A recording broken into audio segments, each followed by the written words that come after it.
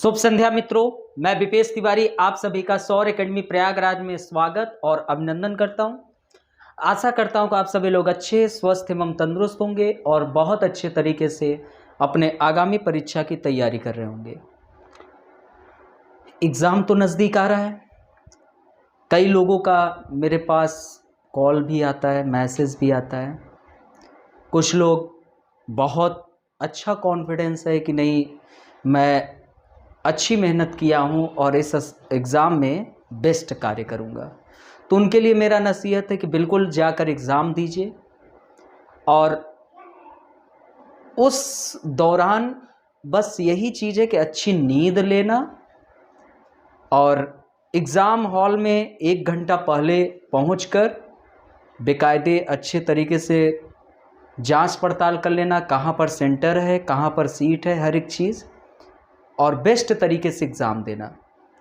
लेकिन जो लोग कॉन्फिडेंस कम है वो लोग भी भयभीत ना हो। कभी भी प्रीलिम्स निकालने के लिए ये नहीं है कि आपको संपूर्ण चीज़ें पढ़े ही होने चाहिए। आपके ट्रिक से भी प्रीलिम्स निकलते हैं।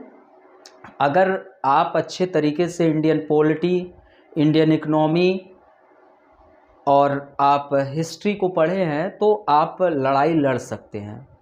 लेकिन सीसैट में आप लोग सभी लोग बेहतर तरीके से ध्यान दीजिए। सीसैट में आप लोग कम मेहनत करते हैं, जिसके कारण रिज़ल्ट अभी आया, आप लोग देखे ही हैं।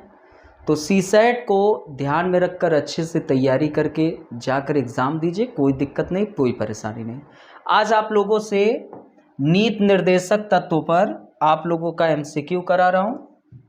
DPSP, directive principles of state policy, ठीक है, डीपीएसपी पे करा रहा हूँ और इसकी चर्चा भाग 4 में है, राइट।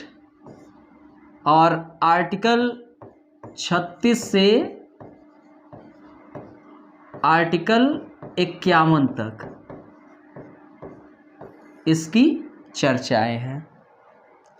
इम्पॉर्टेंट है, 1 या 2 प्रश्न आ जाता है। चलिए अब हम आप लोगों से एमसीक्यू कराते हैं। हर एक क्वेश्चन में 2 मिनट आपके पास, 1 मिनट रहेंगे और आप लोग जवाब दीजिएगा, ठीक है।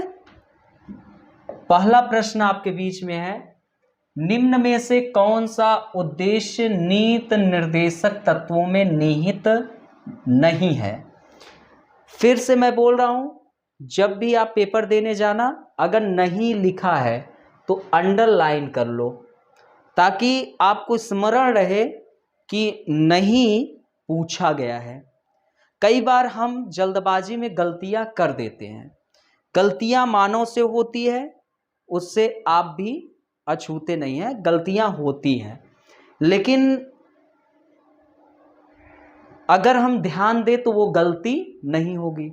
तो नहीं लिखा है तो अंडरलाइन कर लीजिए। अब निम्न में से कौन सा उद्देश्य नीति निर्देशक तत्वों में निहित नहीं है। ए है लोक कल्याणकारी राज्य की स्थापना करना, बी राजतंत्र का प्रसार करना, सी मद्य निषेध हेतु प्रयास करना, डी सरकार के कार्यों के मूल्यांकन हेतु आधार बिंदु प्रदान करना। अब आपको इन 4 विकल्प में से एक का चुनाव करना है कि कौन सा नीति निर्देशक तत्व नहीं है। चलिए सभी लोग कमेंट करिए और जवाब दीजिए। सभी लोग, निम्न में से कौन सा उद्देश्य नीति निर्देशक तत्वों में निहित नहीं है। पहला लोक कल्याणकारी राज्य की स्थापना करना, दूसरा राजतंत्र का प्रसार करना, तीसरा मद्य निषेध हेतु प्रयास करना, डी सरकार के कार्यों के मूल्यांकन हेतु आधार बिंदु प्रदान करना। प्रश्न बहुत कठिन नहीं है, थोड़ा सा विवेक का प्रयोग करेंगे तो प्रश्न हल किया जा सकता है।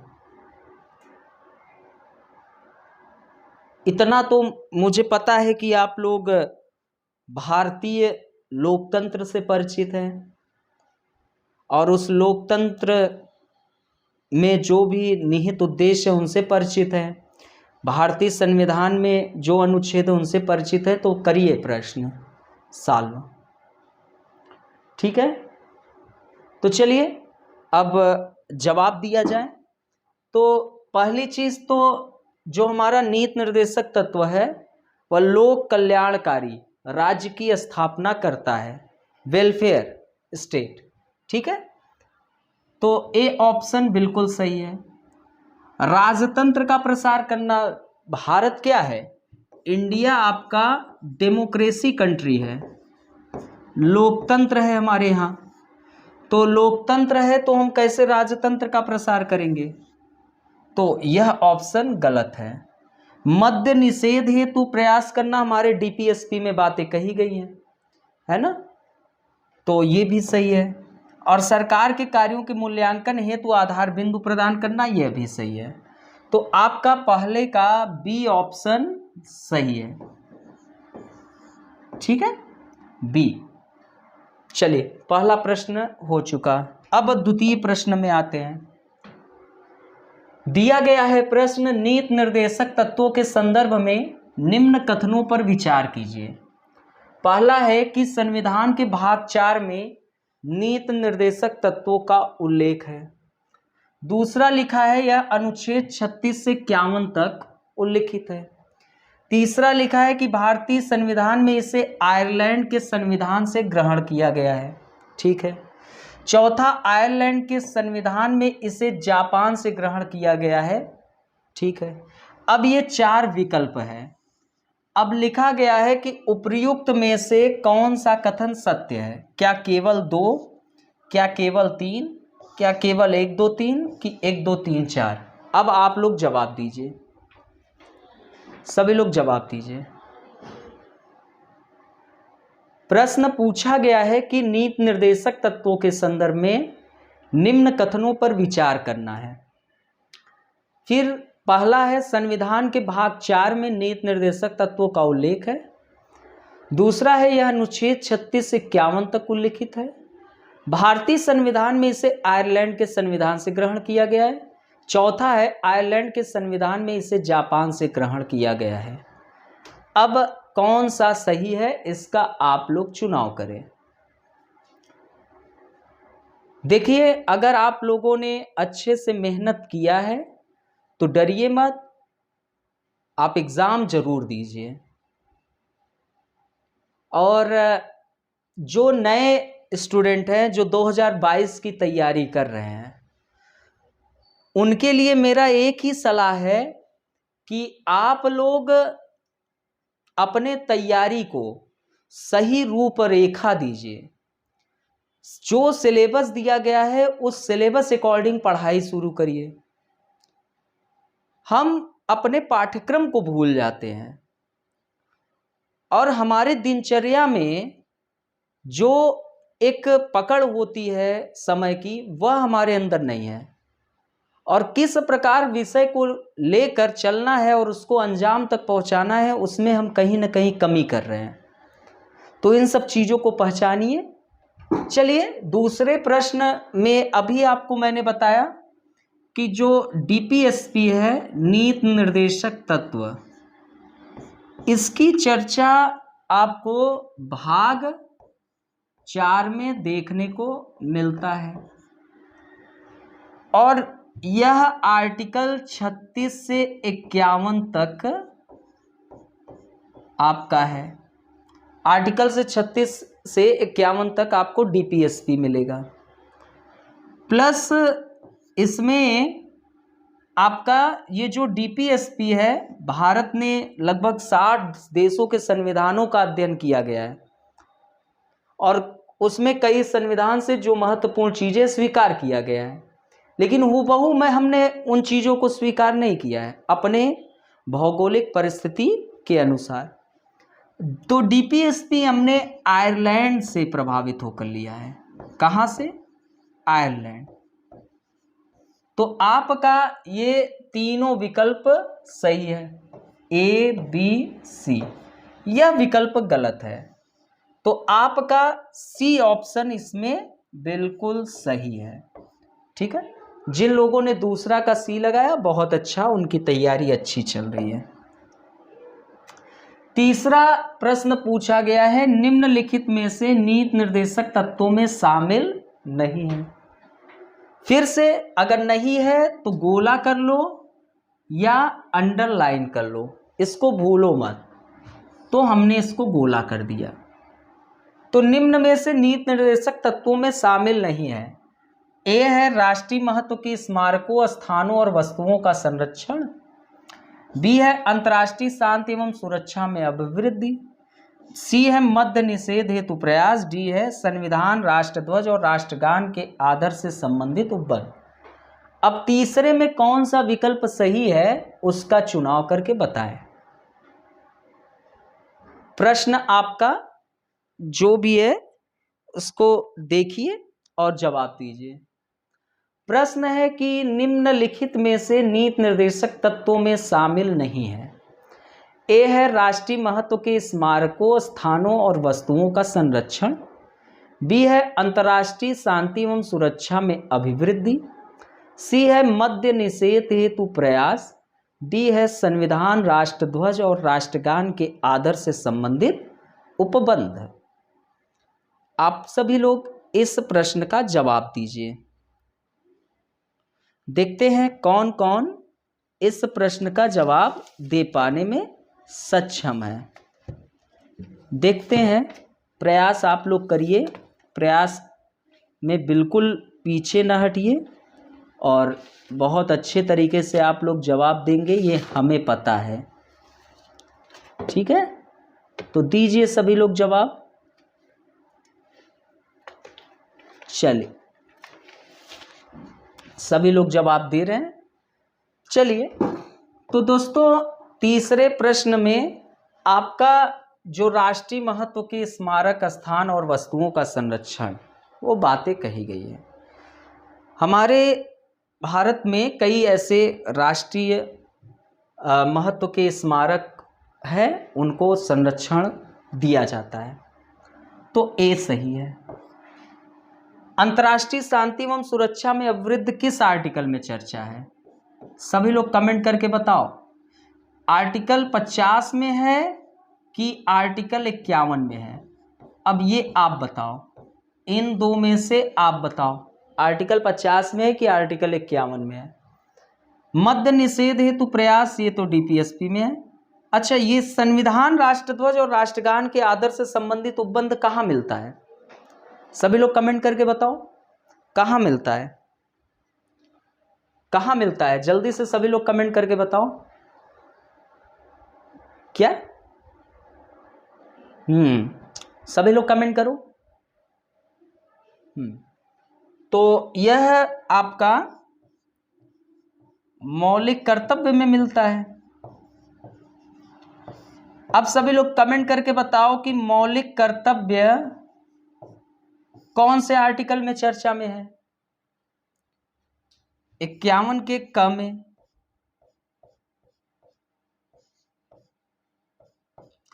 अब सभी लोग कमेंट करके बताओ, कौन से समिति के सिफारिश पर मौलिक कर्तव्य आया था?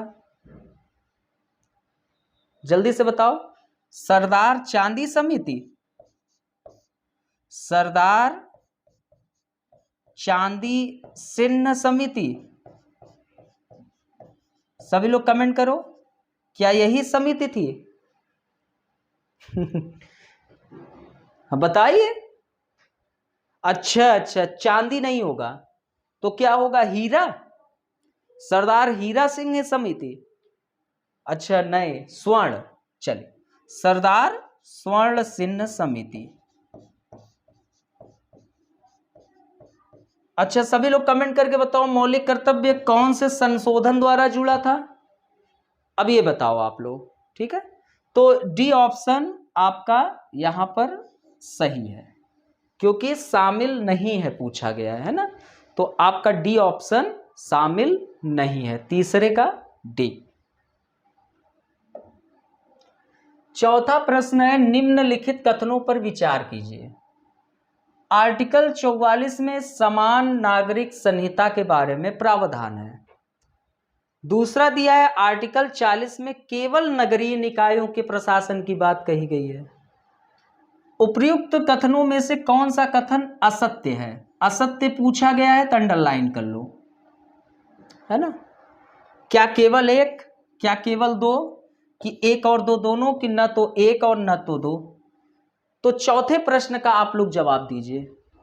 चौथे का क्या होगा? निम्नलिखित कथनों पर विचार कीजिए कि आर्टिकल 44 में समान नागरिक संहिता के बारे में प्रावधान है। दूसरा है कि आर्टिकल 40 में केवल नगरीय निकायों के प्रशासन की बात कही गई है। अब इसका जवाब आप लोग दीजिए, है ना?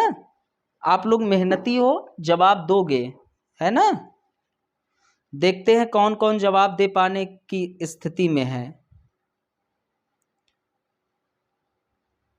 दीजिए जवाब सभी लोग। प्रश्न सही है, टाइम ज्यादा ना लीजिए। सभी लोग कमेंट करिए।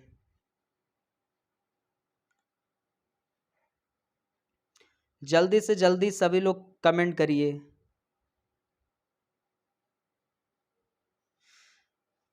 एक बहुत अच्छी लाइन है कि कामयाबी मुझे ना मिले ये अलग बात है, पर मैं मेहनत ही ना करूं ये गलत बात है। दोस्तों, ये आप लोग हमेशा याद रखना, कमजोर हो कोई दिक्कत नहीं, लेकिन कमजोर बने रहना ये दिक्कत का विषय है। अगर आप लाइव उपस्थित है तो आप इन प्रश्नों का जो भी जवाब आप जानते हो उसका कमेंट के द्वारा जवाब दीजिए, और वीडियोस को थोड़ा लाइक शेयर और सब्सक्राइब भी कर दिया करिए, तो ये अच्छा होता है। चलिए, आपका चौथे प्रश्न में सभी लोगों ने कर लिया है। सभी लोग कमेंट करिए, चौथे प्रश्न को आप लोग कर लिया है। चलिए, अब जल्दी से आप लोग बताओ, आर्टिकल 44 में समान नागरिक संहिता के बारे में प्रावधान है। ठीक है, पूछा गया उपयुक्त में से कौन सा कथन असत्य है? तो ये सत्य हुआ। आर्टिकल 40 में केवल नगरीय निकायों के प्रशासन की बात कही गई है, ये गलत है। आर्टिकल 40 में तो क्या बातें कही गई हैं, आप लोग कमेंट करके बताओ। मैं कमेंट बॉक्स में आप लोगों को वॉच करूंगा। आर्टिकल 40 में है क्या? देखिए, यह इस वक्त मैं एक अलग तरीके से आप लोगों को एमसीक्यू करा रहा हूं। जो विकल्प है उन विकल्पों में आपसे प्रश्न करूंगा, आप कमेंट बॉक्स में दीजिए जवाब, ताकि आप लोग कुछ चीजों का डायरेक्ट जवाब दे पाने की स्थिति में रहें, है ना? तो इसमें आपका बी ऑप्शन सही होता दिखाई दे रहा है। तो चौथे का कौन सा विकल्प सही होगा? बी। अब आपके बीच में पांचवा प्रश्न है, निम्नलिखित में से किस अनुच्छेद का व्यवहारिक रूपांतरण नीति निर्माण में राष्ट्रीय स्तर पर अभी तक नहीं किया गया है? अर्थात कि इसमें पूछा गया है कि कौन सा ऐसा अनुच्छेद है जिसका व्यवहारिक रूपांतरण नीति निर्माण, है ना, जो नीतियों का निर्माण होता है वो राष्ट्रीय स्तर तक अभी नहीं किया गया है। आर्टिकल 40 की, आर्टिकल 47 की, आर्टिकल 42 की, आर्टिकल 44। तो पांचवे का आप लोग जवाब दीजिए। मुझे जहां तक लगता है कि अगर आप न्यूज से बड़ा जुड़े हुए होंगे तो जवाब दे पाने की स्थिति में है। देखते हैं कौन जवाब देता है। चलिए, सभी लोग जवाब दीजिए, देखते हैं कौन कौन इस प्रश्न का जवाब दे पाता है। ठीक है, प्रश्न अच्छा है और बहुत कठिन भी नहीं है, जवाब दे पाने की स्थिति में है। थोड़ा अब मैं एमसीक्यू को रफ्तार पकड़ाऊंगा, ताकि 50 मिनट के क्लासेस में एमसीक्यू कंप्लीट हो जाए 1 घंटे में। तो जल्दी से आप लोग जवाब दीजिए पांचवें प्रश्न का। तो दोस्तों दीजिए जल्दी, आर्टिकल 40 है कि 47 है कि 42 है कि 44 है? जल्दी से जल्दी जवाब दीजिए।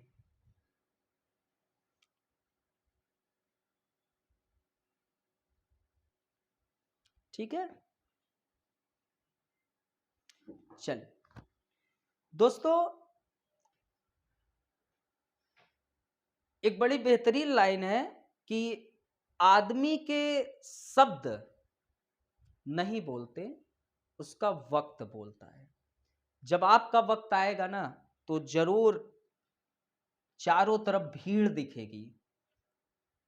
अभी आपके सामने आसपास कोई भीड़ नहीं दिखेगी। अभी आपके कई आलोचक होंगे, घर परिवार रिश्तेदार मित्र, कई जगह ये समाज भी, आपके कई आलोचक होंगे। इन आलोचकों को जवाब कार्य करके दिखाइए। तो आपका आर्टिकल 44 अभी आया था, जल्दी से बताइए कौन किससे संबंधित है, जल्दी से बताइए। क्या समान नागरिक संहिता से है?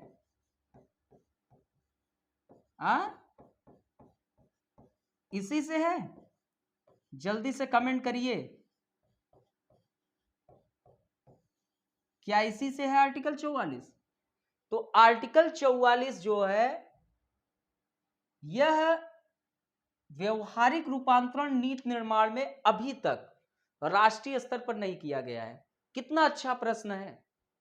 और आपका पांचवे का कौन सा विकल्प सही है? डी। बाकी आर्टिकल 40 में क्या है आप लोग कमेंट करके बता दो।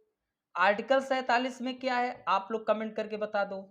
आर्टिकल 42 में क्या है आप लोग कमेंट करके बता दो। छठवां प्रश्न है, अभी हाल ही में 3 तलाक मुद्दे को लेकर भारतीय संविधान में वर्णित निर्देशक तत्व के किस अनुच्छेद के राष्ट्रीय स्तर पर व्यवहारिक प्रयोग की बातें जोरों पर है? क्या यह आर्टिकल 42 है? क्या यह आर्टिकल 40 है? क्या यह आर्टिकल 44 है? क्या यह आर्टिकल 47 है? तो छठवें प्रश्न का आप लोग जवाब दीजिए कि कौन सा विकल्प सही है। जल्दी से सभी लोग कमेंट करिए। छठवें का सभी लोग जल्दी से जल्दी कमेंट करें।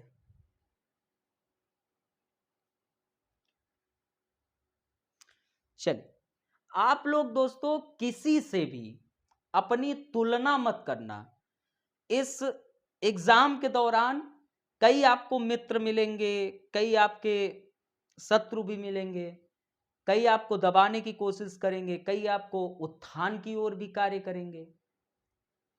इस दौरान ये मत सोचो कि अरे उसने तो पूरा का पूरा पोल्टी पढ़ दिया, अभी आप 5वें चैप्टर में।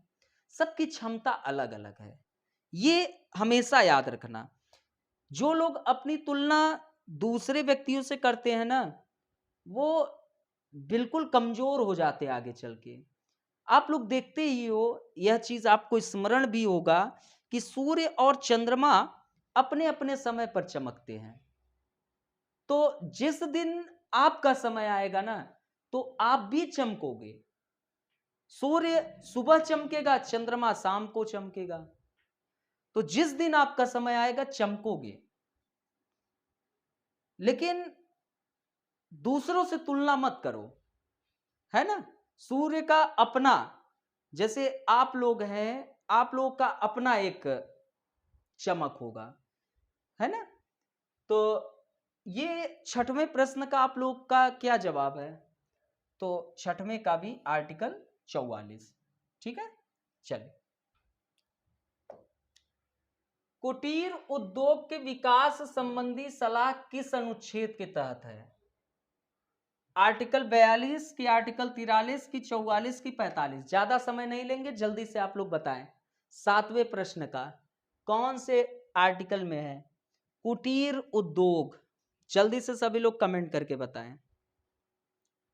सभी लोग कमेंट करके बताएं कुटीर उद्योग। जल्दी से जल्दी कमेंट करिए, कुटीर उद्योग।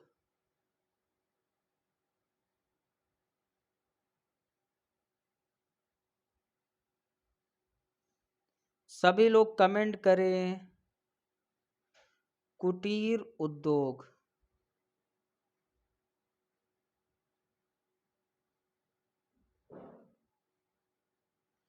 कुटीर उद्योग, सभी लोग कमेंट करें। कुटीर उद्योग के विकास संबंधी सलाह किस अनुच्छेद के तहत है? तो दोस्तों 7वें का आपका सही जवाब है आर्टिकल 42 है? नहीं, आर्टिकल 43 है। ठीक है, आर्टिकल 43 है। भारत के संविधान के संदर्भ में राज्य के नीति निर्देशक तत्व, पहला है ये पहला,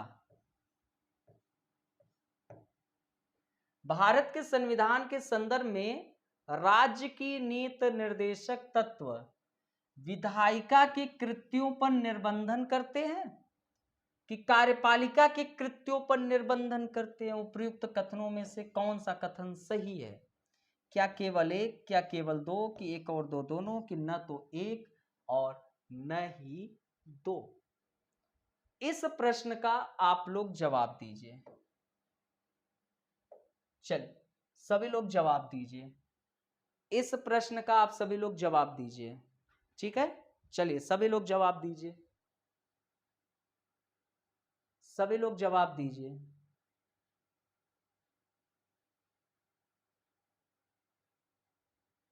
प्रश्न अच्छा, चलिए सभी लोग, भारत के संविधान के संदर्भ में राज्य के नीति निर्देशक तत्व विधायिका के कृत्यों पर निर्बंधन करते हैं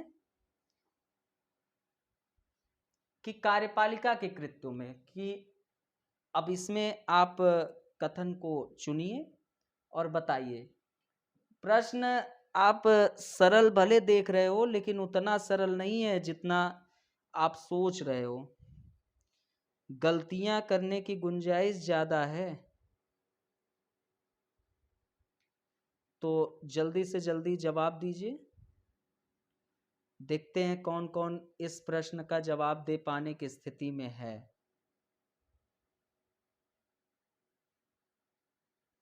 चलिए, तो आपका यह जो विकल्प है, इसमें से आपका दोनों विकल्प गलत है, ठीक है।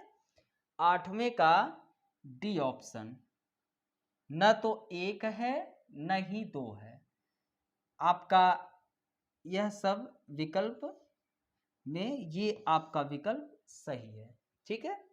चलिए 9वां प्रश्न है कि निम्न में से किस राज्य में समान नागरिक संहिता लागू है? ऐसा कौन सा स्टेट है जहां पर समान नागरिक संहिता लागू है? तो यह आंध्रा है कि गोवा है कि सिक्किम है कि जम्मू कश्मीर है? चलिए सभी लोग कमेंट करके बताएं, ऐसा कौन सा राज्य है जहां पर समान नागरिक संहिता लागू है? सभी लोग जवाब दीजिए, सभी लोग 9वें प्रश्न का जवाब दीजिए। 9वां प्रश्न, सभी लोग जवाब दीजिए।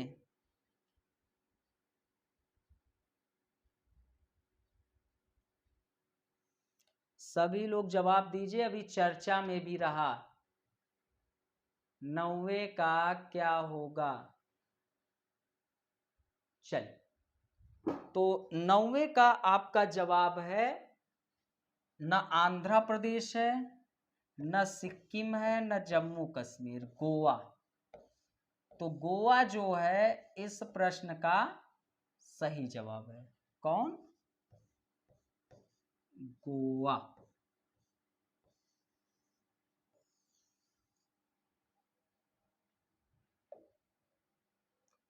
कुछ अच्छा प्रश्न, निम्न कथनों पर विचार कीजिए। मूल संविधान में कुल 10 नीति निर्देशक तत्व हैं।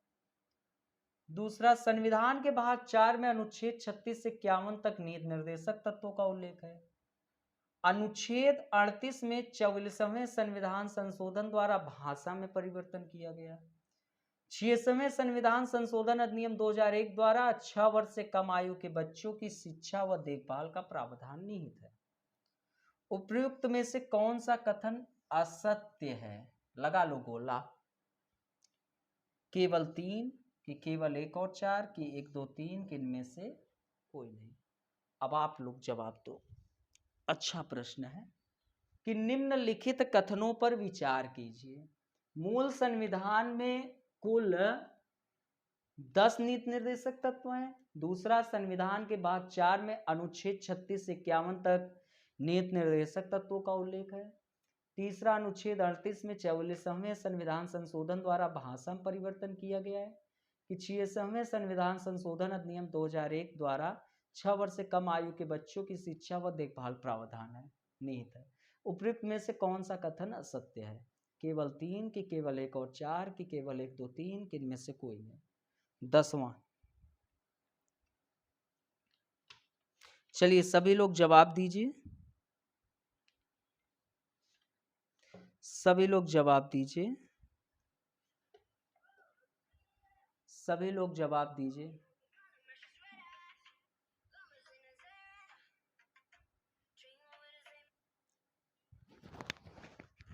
हाँ बस आधे घंटे की क्लास है बस। हाँ हाँ, सभी लोग जवाब दीजिए। निम्न में से कौन सा कथन असत्य है?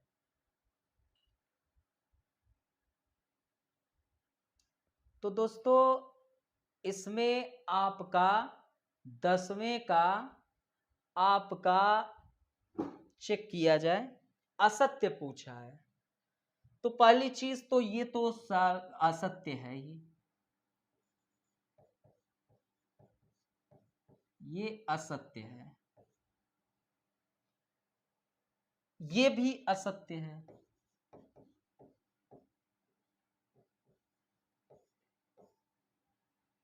तो बी ऑप्शन सही है, ये सही है ये। चलिए 11वां प्रश्न है कि संविधान के 42 कॉन्स्टिट्यूशनल अमेंडमेंट निम्न में से कौन सा सिद्धांत राज्य के नीति के निर्देशक तत्वों में जोड़ा गया था?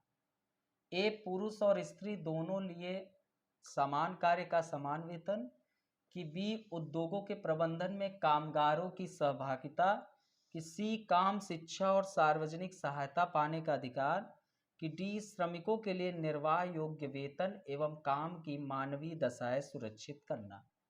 11वां प्रश्न आपके बीच में है और इसका जवाब आपको देना है। चलिए सभी लोग जवाब दीजिए कि 11वां प्रश्न का क्या सही जवाब होगा। सभी लोग जवाब दीजिए 11वें का क्या जवाब होगा। 11वां प्रश्न आपके मध्य है और आप 11वें प्रश्न का जवाब दीजिए कि संविधान के 42वें संशोधन द्वारा निम्न में से कौन सा सिद्धांत राज्य के नीति निर्देशक तत्वों में जोड़ा गया था। चलिए 11वां आपके बीच में 11वां प्रश्न है।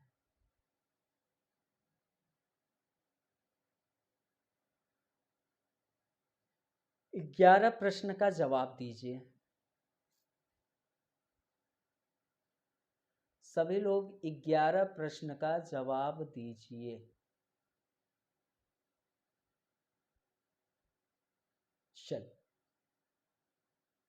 चला जाए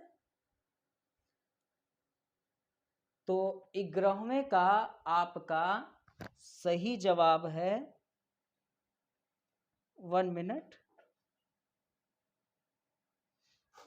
तो 11वें का आपका बी ऑप्शन सही है।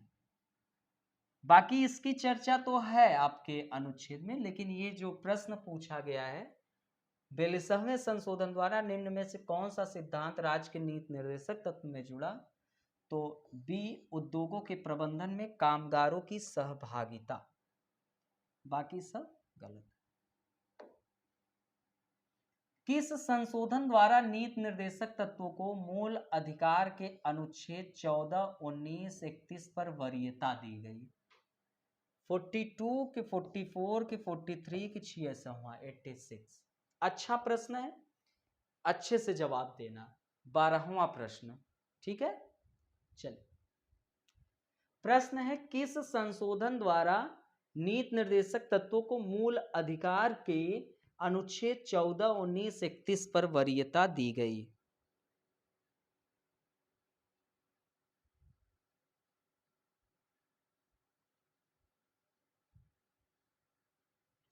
सभी लोग जवाब दीजिए।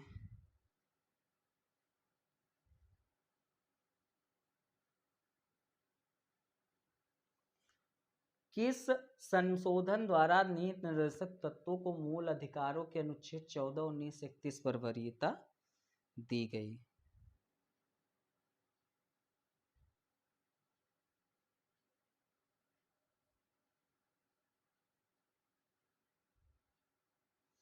सभी लोग जवाब दीजिए। चलिए, तो दोस्तों आपका यह 12वां का जो सही जवाब है आपका वह कौन सा है? 42।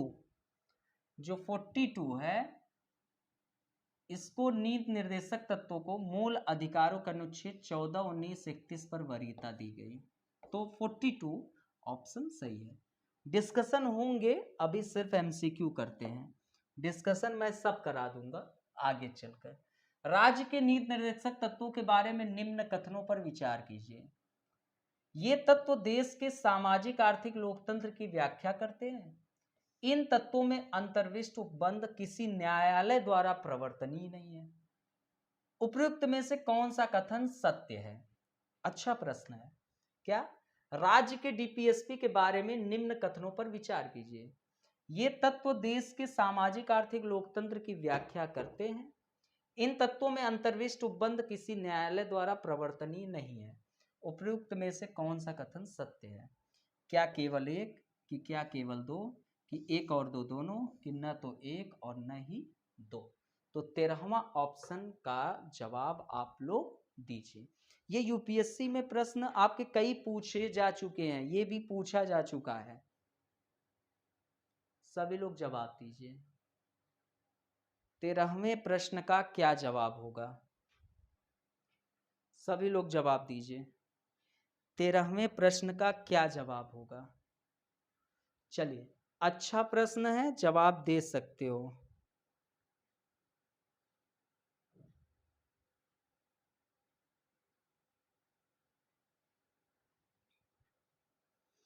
सभी लोग जवाब दीजिए।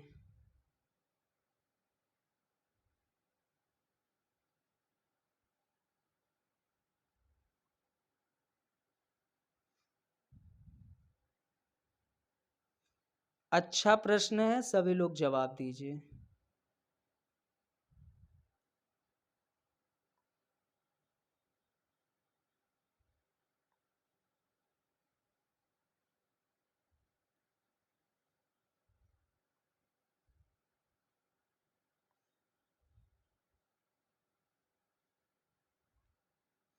सभी लोग जवाब दो।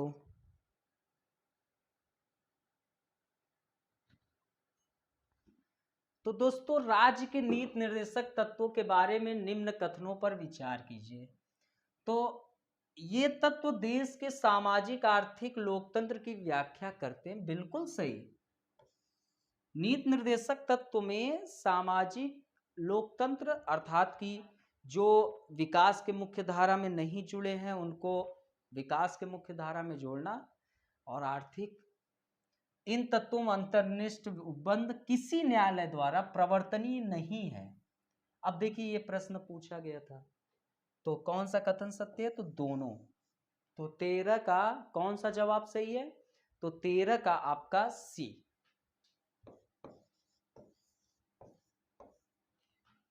अब प्रश्न है नीति निर्देशक सिद्धांत है, वाद योग्य है कि वाद योग्य नहीं है, कि राज्य को प्राप्त अधिकार है, कि इनमें से कोई नहीं है?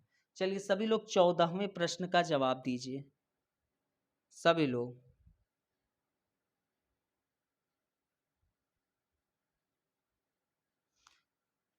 सभी लोग दो।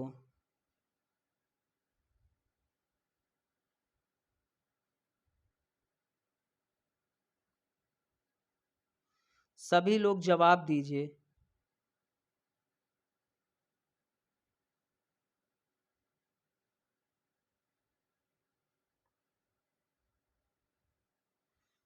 सभी लोग जवाब दीजिए। 14वें प्रश्न का क्या जवाब होगा?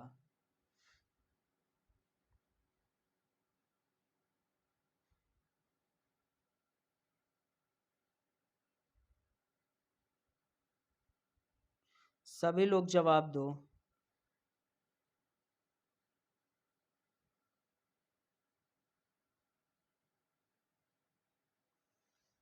तो दोस्तों आपके 14वें प्रश्न का क्या सही है? तो 14वें प्रश्न का अभी आप ये बताओ, ये चर्चा हुई ना? तो अब आप इतना तो विवेक होगा कि आप लोग समझ गए होंगे। तो 14वें का वाद योग्य नहीं है। वाद योग्य आपका फंडामेंटल राइट्स वाद योग्य है कि नहीं? आप लोग कमेंट करो, क्या फंडामेंटल राइट्स वाद योग्य है कि नहीं? यस या नो कमेंट। बाकी बी ऑप्शन सही है 14 का। नेक्स्ट प्रश्न सूची है, ठीक है?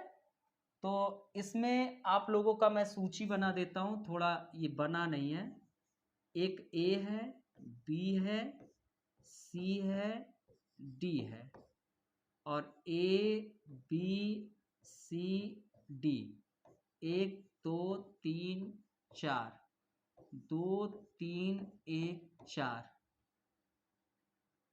3 4 1 2, और 1 3 2 4। चलिए आप लोग अब बताएं कि कौन सा ऑप्शन सही है। तो सूची 1 को सूची 2 को सम्मिलित कीजिए तथा नीचे दिए गए कोड की सहायता से उत्तर चुनिए।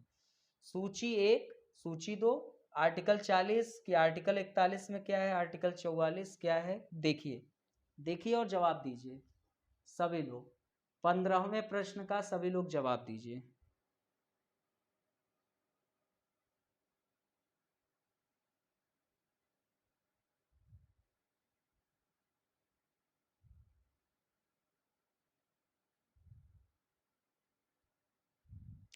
सभी लोग जवाब दीजिए।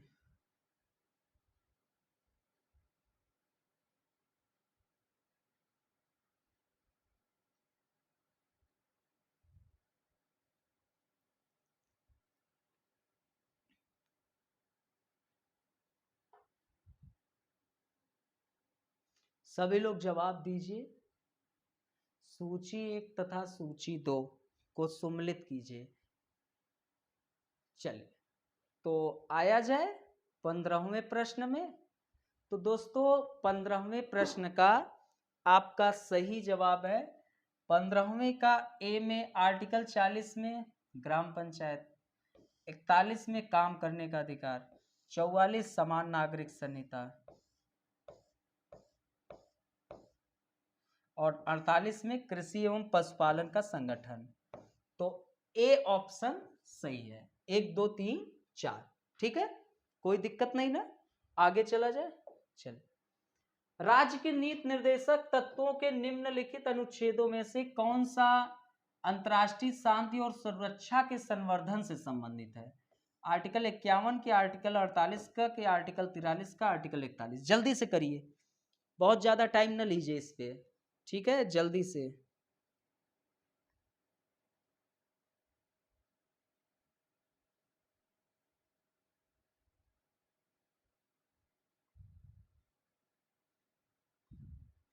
जल्दी से करिए।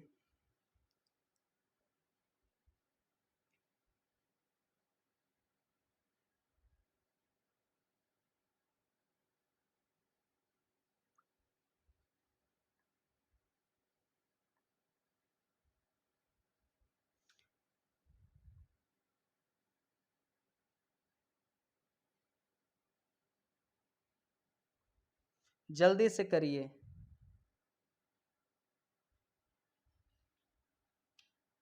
राज्य के नीति निर्देशक तत्वों के निम्नलिखित अनुच्छेदों में से कौन सा अंतर्राष्ट्रीय शांति और सुरक्षा के संवर्धन संबंधित है? तो आर्टिकल 51, अभी इसके पहले ही मैंने चर्चा किया था, है ना? आर्टिकल 51, ठीक है? 51 के क में क्या है? मौलिक कर्तव्य।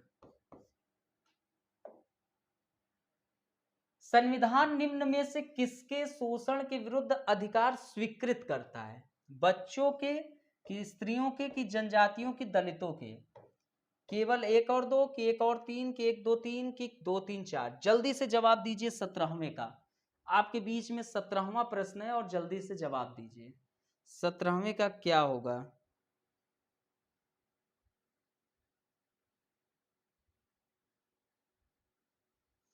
जल्दी से जवाब दीजिए।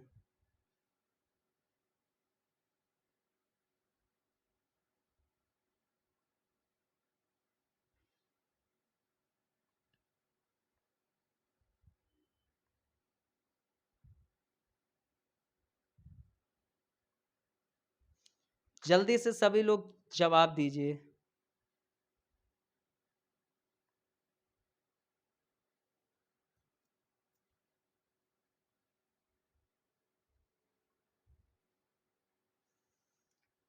संविधान निम्न में से किसके शोषण के विरुद्ध अधिकार स्वीकृत करता है?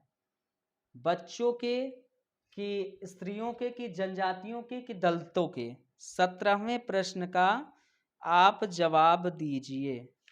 17वें का क्या जवाब होगा?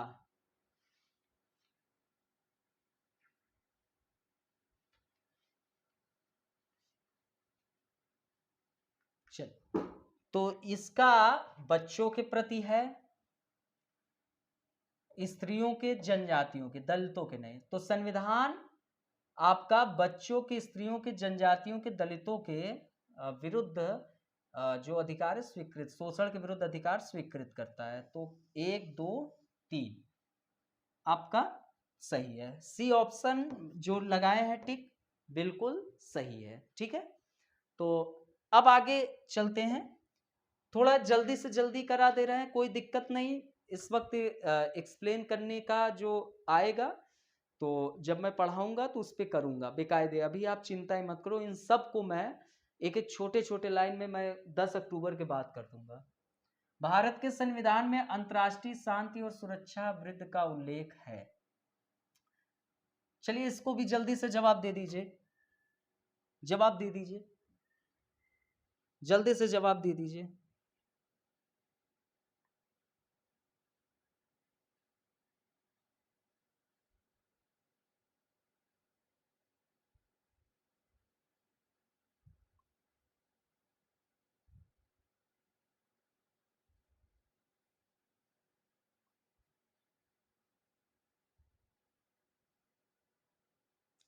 जल्दी से सभी लोग जवाब दीजिए।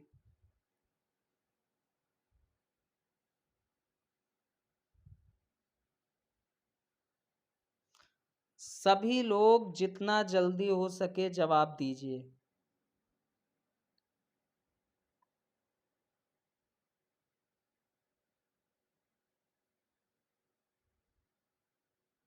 सभी लोग जवाब दीजिए।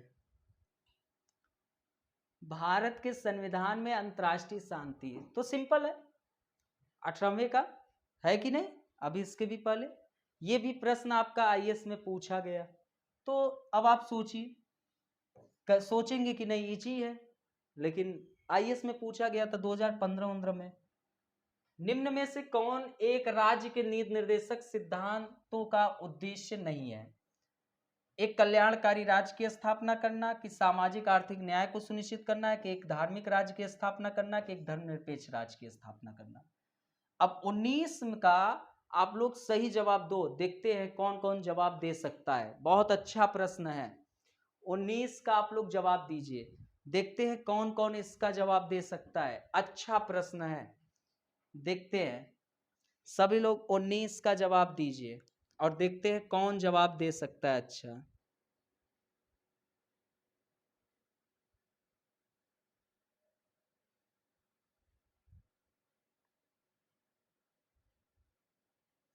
जल्दी से सभी लोग जवाब दीजिए।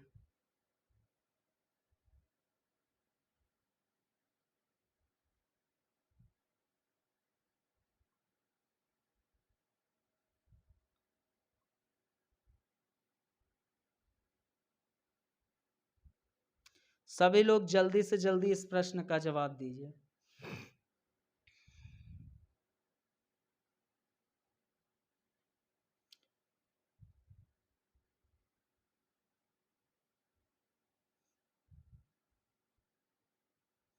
सभी लोग जवाब दीजिए।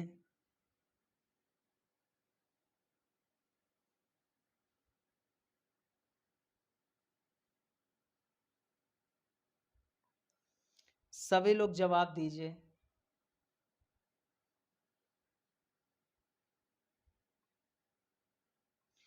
सभी लोग जवाब दीजिए। तो 19वां का आप लोग क्या जवाब दिए? तो 19वां का प्रश्न क्या है? निम्न में से कौन एक राज्य के नीति निर्देशक सिद्धांतों का उद्देश्य ही नहीं है? एक धार्मिक राज्य की स्थापना करना है क्या? बिल्कुल भी नहीं। तो ये सही है ये एक धर्मनिरपेक्ष राज्य की स्थापना करना नीति निर्देशक सिद्धांतों का उद्देश्य है। सामाजिक आर्थिक न्याय को सुनिश्चित करना उद्देश्य है। कल्याणकारी राज्य की स्थापना करना उद्देश्य है। तो सी ऑप्शन सही है। आज का लास्ट प्रश्न, भारत के संविधान के अनुसार निम्न में से कौन सा देश शासन के लिए आधारभूत है? जल्दी से सभी लोग कमेंट कर दीजिए ताकि ये खत्म हो जाए। 20वां प्रश्न आपके बीच में है।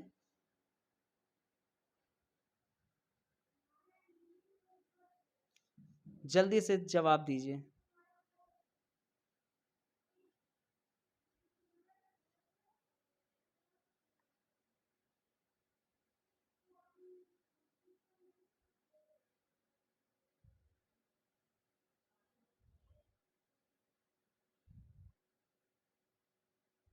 सभी लोग जवाब दीजिए।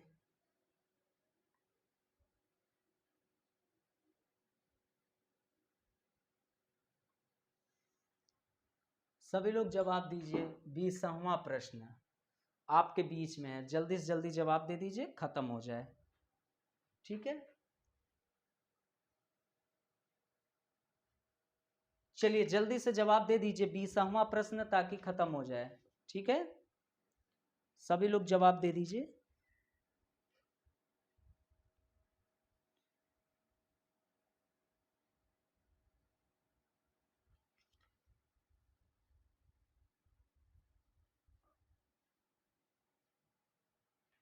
तो दोस्तों, मूल कर्तव्य, ये प्रश्न थोड़ा हटके इसीलिए रखा गया था बी। तो चलिए, आप लोगों का क्लासेस यहीं पे खत्म होता है और आप लोग अच्छे से तैयारी करिए। और सौर्य, तुम कुछ कहोगे क्या? हाँ, बोलो। जाने दो आगे। चलो ठीक है, आप लोग तैयारी करिए अच्छे से और जमकर।